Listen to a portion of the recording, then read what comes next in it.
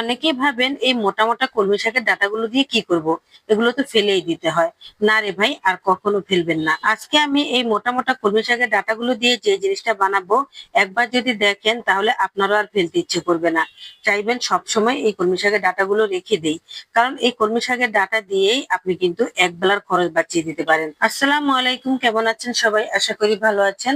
আলহামদুলিল্লাহ, আমিও ভালো আছি। আমি এখানে অনেকগুলো কলমি শাকের ডাঁটা নিয়ে নিয়েছি, আর সেগুলোকে একদম কুচু কুচু করে কেটে নিচ্ছি। সত্যি বলতে এই কলমি শাকের ডাঁটাগুলো দিয়ে যে এমন একটা নাস্তা তৈরি হবে, সেটা আগে আমি ভাবতেই পারিনি। কত ডাঁটা যে ফেলে দিয়েছি, আর এখন আর ফেলি না। কারণ এখন এই ডাঁটাগুলো দিয়ে আমি একটা মজার নাস্তা তৈরি করি, যেটা আমার পরিবারের সবাই পছন্দ করে।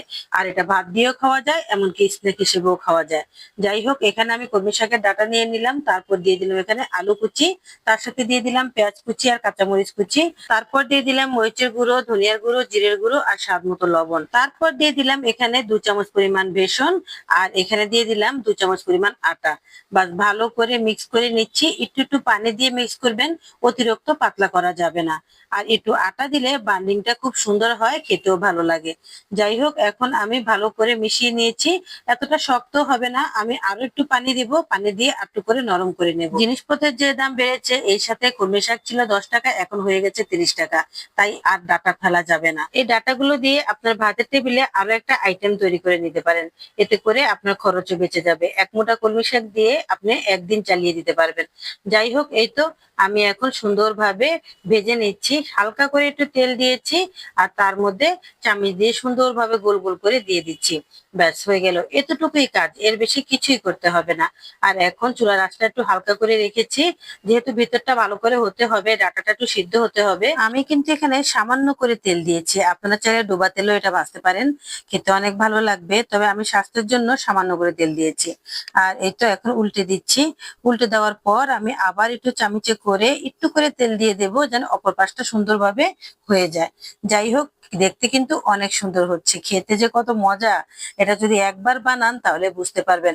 ভুলেও আর কলমি শাকের ডাঁটা ফেলে দিবেন না। এই তো অপর সাইডটাও কি সুন্দর হয়ে আসছে, দেখেন কি সুন্দর হয়েছে, কালারটা কি সুন্দর এসেছে। এটা দিয়ে কিন্তু আপনি ভাত দিয়ে খেতে পারবেন। টাকা দিয়ে জিনিস কিনে এনে ফেলে দেব, সেটা অন্তত আমার দ্বারা হবে না। আমি যে কোনো জিনিস টাকা দিয়ে কিনে আনলে সেটার আগাগোড়া সবকিছুই কাজে লাগাই।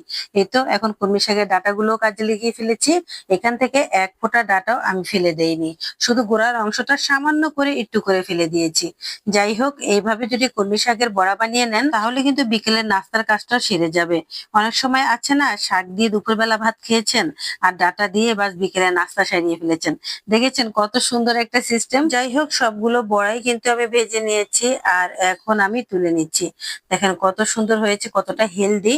এটা কিন্তু খুবই হেলদি হয়, খেতে অনেক ভালো। বাচ্চা বড় সবাই পছন্দ করবে। একবার শুধু বানিয়ে দেখেন, তাহলে বুঝতে পারবেন এই ডাটার মূল্য। আসলে আমার দাদি বলতো সব সময় যে শাকের খাবি ডাটা আর মাছের খাবি কাটা, কথাটা আসলেও ঠিক। এই তো সবগুলো ভাজা হয়ে গেছে, এখন দেখিয়ে দিচ্ছি কতটা সুন্দর হয়েছে আর কতটা স্বাস্থ্যকর। একবার ভেবে দেখেন তো, এই ডাটাগুলো তো আপনি ফেলে দিতেন, কিন্তু এগুলো দিয়ে আপনি একটা আইটেম তৈরি করে ফেলেছেন, আর সেটা দিয়ে আপনার অর্ধেক ভাত খাওয়া শেষ। দেখেছেন কত সুন্দর সিস্টেম। আসলে বুদ্ধি খাটিয়ে চললে সবকিছুই কাজে লাগানো যায়। আমি একটা ভেঙে দেখাচ্ছি, দেখেন ভিতরটা কত সুন্দরভাবে সিদ্ধ হয়ে গেছে, আর খেতে কিন্তু অসাধারণ হয়েছে। আপনি চাইলে বিকেলে স্ন্যাক হিসেবে এটা সস দিয়েও খেতে পারেন, খেতে অনেক ভালো লাগবে। কেমন হয়েছে ফেলে দেওয়া কলমি শাকের ডাঁটার বড়া, অবশ্যই কমেন্ট করে বলবেন। সাথে একটা ভালোবেসে লাইক দিয়ে দিবেন। আর যদি বেশি ভালো লাগে অবশ্যই শেয়ার করে রেখে দিবেন, তাহলে পরবর্তীতে নিজে বানিয়ে খেতে পারবেন। ভালো থাকবেন সবাই, আজ এ পর্যন্তই। আল্লাহ হাফেজ।